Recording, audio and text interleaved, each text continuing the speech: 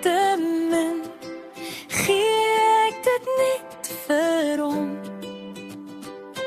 Hy maak dit meer, hy maak dit groot. Hy gee lewe, hoop en brood. Vleis, brode, 2 versies, Jesus maak dit meer as genoeg. Hy breek dit, hy seën dit.